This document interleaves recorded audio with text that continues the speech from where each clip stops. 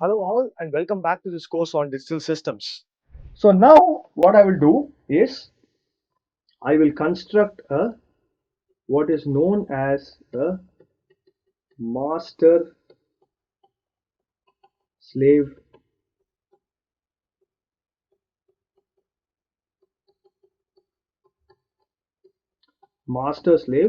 flip-flop. Okay, and how am I going to do that? I'm going to do that with two back to back latches.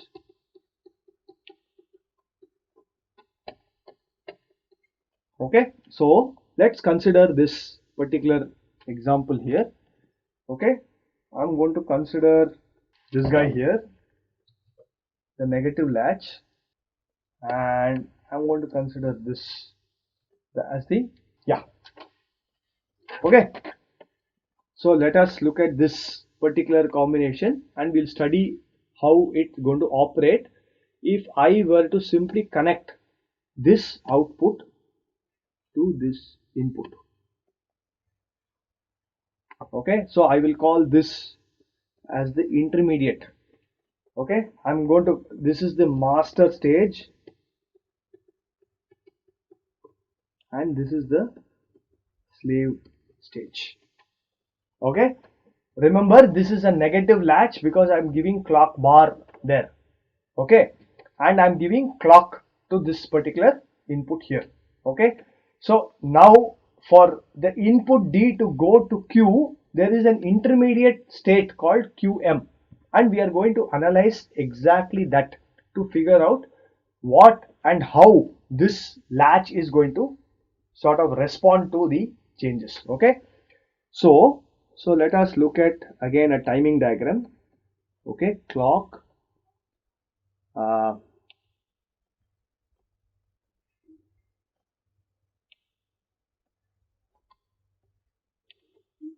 right? So I will mark this.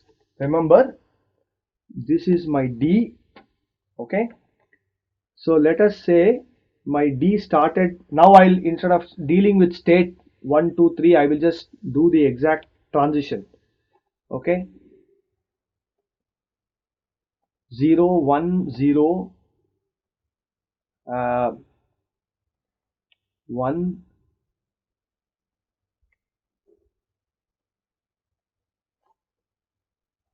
yeah, let's say my D is like this. Okay, before I even go ahead and plot what the output is, let us plot the expected output in a different color. Okay, this is Q, but this is what we expect. Okay, what should the how should the flop react? It should ignore any changes that are happening after the sampling edge, and it should react only to the data that is available on the next sampling edge. So if I look at this guy here, this is the sampling edge.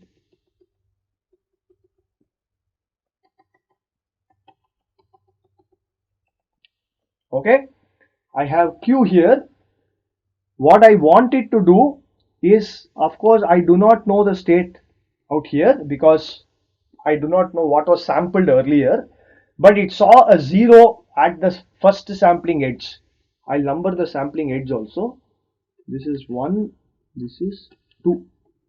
Okay, it saw a 0 and therefore I expect the output to go to a 0 like this.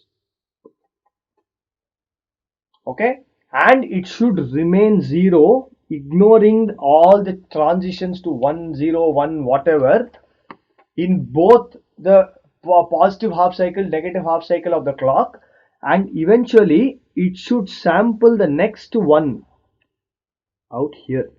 This is the expected behavior.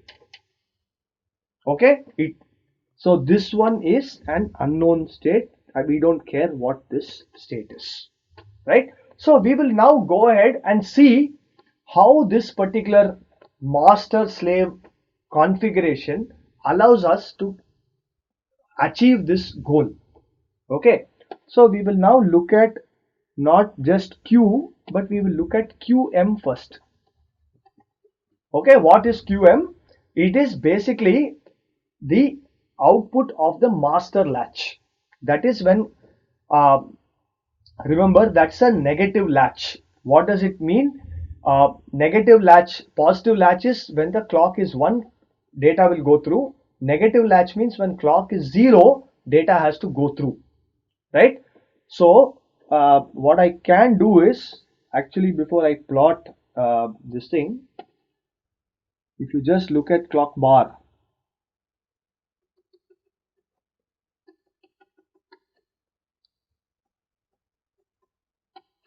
right? If you look at clock bar here, it's going to look like this.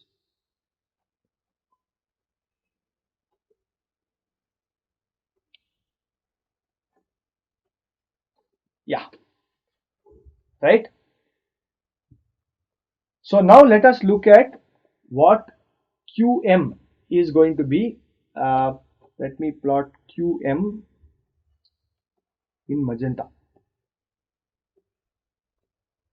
right? And Q I will plot in green. Okay, so what is Q? Q is going to react to clock bar. Okay, so when clock bar is high, it is essentially going to, when clock bar is 1, it is going to allow data to go through, but when um, clock bar is 0, it will hold the data, right? So let us look at what happens in this case when my D is as shown here. Okay, so what happens to QM is this. So one simple way to do this is, let us mark in which, in each of the half cycles of the clock, is the master transparent or is it opaque. Okay, so therefore if you look at the state of this thing, right, there are two states. When I come here, yeah, when clock equal to 1, the latch is transparent,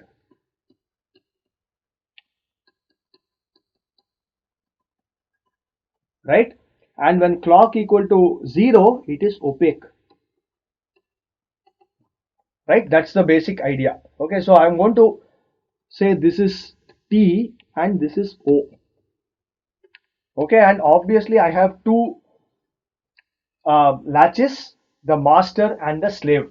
Okay, so the idea is very simple. When clock equal to 1, or when clock bar equal to 0, we are saying that the master is opaque and the slave is transparent,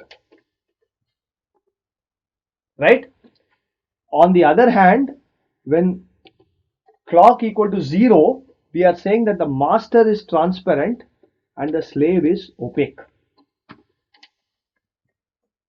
right? So clock equal to 0 means the slave is just holding the data, the master is allowing the data to go through. Okay, so that is the basic idea here, right? So let us look at what happens to QM in this I would say 3 half cycles, because I have to look at it from here, right? So QM, first of all, so in this half cycle, let me also mention that master is transparent, slave is opaque. So if the master is transparent, that means D can go through to QM, right? And therefore any change in D, so if D is like this, then D will also react like this, right? It will follow in some sense. I think it should, let me just get the timing right. Yeah. So this is my QM, or maybe should I draw that in magenta, so that, yeah. So the whatever D was in when clock equal to 0, right? The slave is going to be transparent and allow that to come out to QM, and therefore it will be available at QM. And when the clock goes high, right, when the clock goes high, your slave master is basically going to become opaque and the slave is going to become transparent, right? So that's the key point to remember here. So therefore what you now do is QM, after the clock goes high, right, you're going to just hold that data till the next half cycle. So where is that half cycle? It is going to be here. This is the half cycle. So the master remember will just hold this 0 until the next half cycle, right? Now I will also look at Q in this period, right? Now what has happened is Q is basically the output of the slave stage, right? And if it's the output of the slave stage, the slave was opaque. That means slave was holding the previous data, right? And that's why this slave will be in an unknown state. Q will be in an unknown state here. It's unknown because we do not know what state was sampled earlier. That's the reason. Okay. Now the master is, the clock has gone high, master has become opaque and the slave has become transparent. Now the slave's input is QM. So anything at QM will now appear at Q because of that, the slave becoming transparent, right? And therefore this will become 0. And that will definitely hold until the this thing. Remember now QM is simply holding that 0 in this period when clock equal to 1. Okay, because it is opaque and it is just holding that data. Q will simply therefore reflect whatever is in QM, and that is being held at 0. So Q will also continue to be at 0, right? Now what happens is the clock goes low, making the master transparent but the slave opaque, right? So what is going to happen is the moment the slave becomes opaque, it will continue to hold this 0, right? Because it doesn't matter the input to the slave, which is QM, it doesn't matter what that input is, it is going to hold that previous data. So it continues to hold that data. So already you see we have achieved that target that we wanted. You sampled Q and then you have held that data state till the next sampling edge. Okay, but we'll also look at QM in this period, right? Now what happens? Clock has gone low, master has become transparent, slave has become opaque. If the master is transparent, any change in D will go through to QM. That's what you are going to observe here. So when you come here, you notice that the D has become 1 in this period. That means with some small delay, this will become 1. Now it will follow D like this because there are, whatever changes. And at this point, right, when the clock again goes high, the slave will become opaque. I mean, master will become opaque and just hold that data for you, right? And what is going to happen is the Q is now going to become transparent. The Q which had held a 0 is now going to react to the change in QM, because when the clock goes high again, the master becomes opaque and the slave becomes transparent. You understand? So therefore this is the behavior that you will see on the Q node as well, and you see that this expected and the achieved behavior is exactly the same. Okay, so in order to obtain what is known as an edge triggered flip-flop, you need a master slave configuration of level sensitive latches. So if you want a positive edge triggered flip-flop, you put a negative latch as master followed by a positive latch in the slave. If you want a negative edge triggered flip-flop, you put a positive latch in the master and a negative latch in the slave. That's the general idea, right? So note that changes in D are indeed going to QM, right? It's not that they are not going to QM, but it is not going out to the Q node, and that is the ultimate behavior of a flop. That's why we can say that this structure itself, this whole structure together, is a flip-flop, and it is a positive edge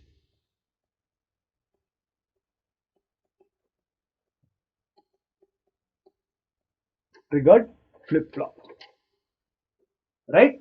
So in general, we will be looking maybe at other master slave configurations also. See, you can do this, back to back inverter business even with an AND gate, with other gates, right? So therefore you can have different kinds of latches and flops, but effectively the fundamental principles are still just the same here. You hold the data through a back to back inverter, back to back NAND, or whatever it is, and you allow the data to go through in the other state, right? So now I can also, we can define, just like we defined the delay elements, right, of combinational blocks, there are certain delays associated even with the flip-flop. Okay, so for example, first of all, when the clock, I said when the clock goes high, right, data has to go out, right, to the output queue, right?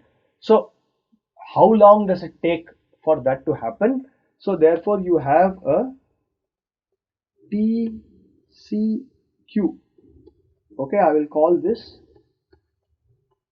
clock to queue delay. Internally, it is actually just going to be some sort of a delay of these gates. Okay, so I'll label these gates as I0 prime, I1 prime, I2 prime. Okay, because it's the master and slave. So if you look at it, typically when the clock goes high, you want the data to go out, right?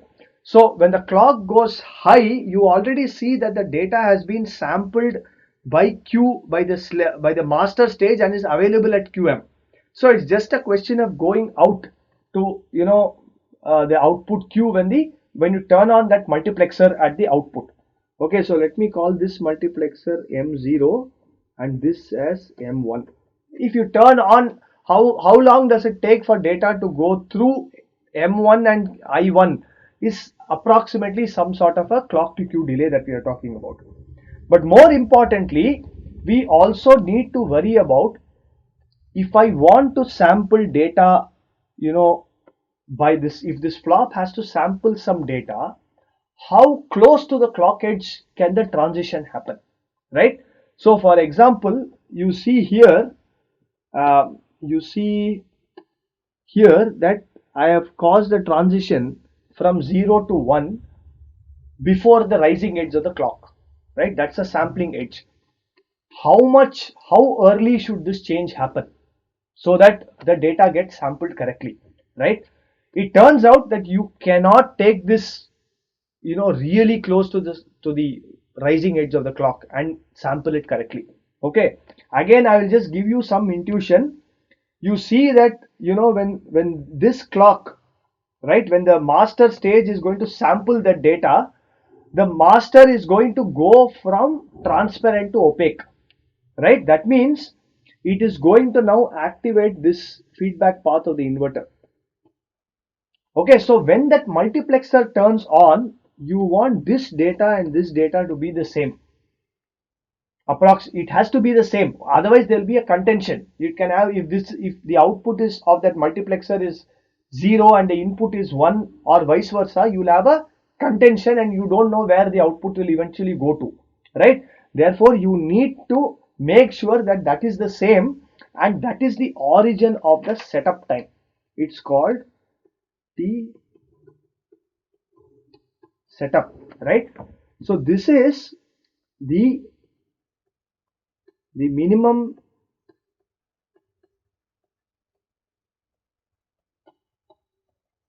time before the clock edge.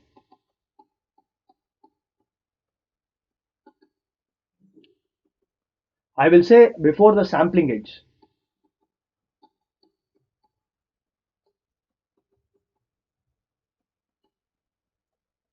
When data should have stabilized.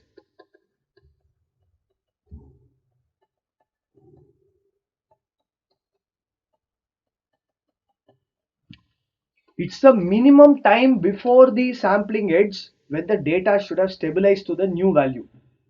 If you allow that data to stabilize after that setup time, there is no guarantee that this flip-flop will sample it correctly, right?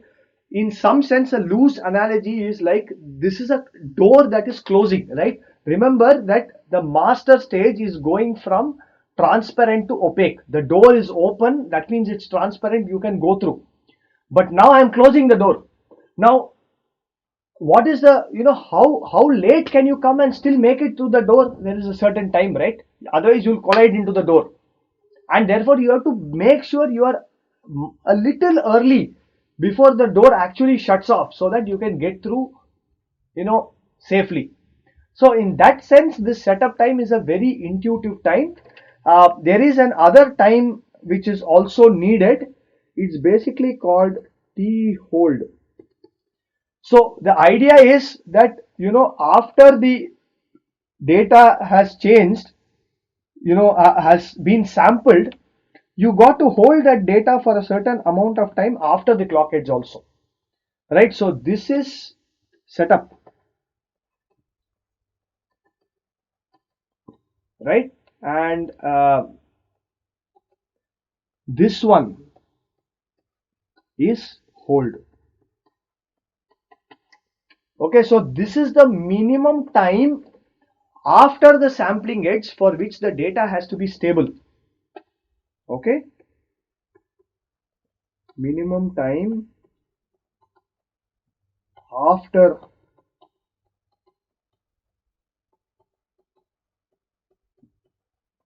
the sampling edge. Sorry, after the sampling edge for which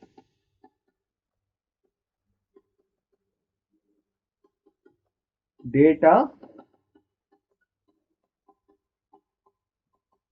should be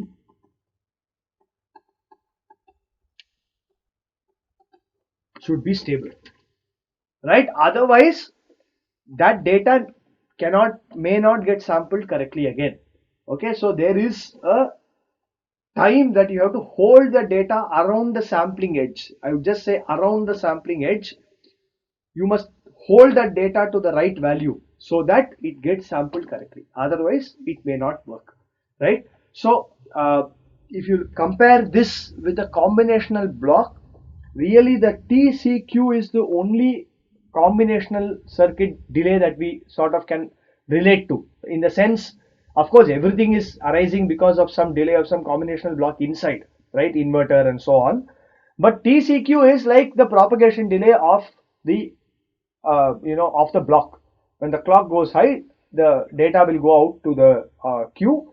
That's like propagation delay, but now you have two additional parameters which is called setup and hold time, and this has a bearing on how fast, that clock that we are operating, how fast can you make it operate.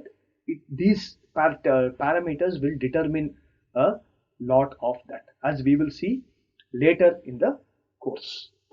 So with that, I can say that I've covered the key elements and the delay aspects of a flip-flop that will help us understand a system that is built using flip-flops. For example, we could ask very interesting questions of how fast can this system operate, right? Or how fast or how small can the time period of this clock signal be in order for the system to operate properly and consistently, right? All of this is indirectly dependent on these delay parameters that we spoke about, the setup time, the hold time, the clock to queue delay, and also the propagation delay of the combinational circuit that lies between two flops. So we will look at all of this in greater detail in the coming lectures.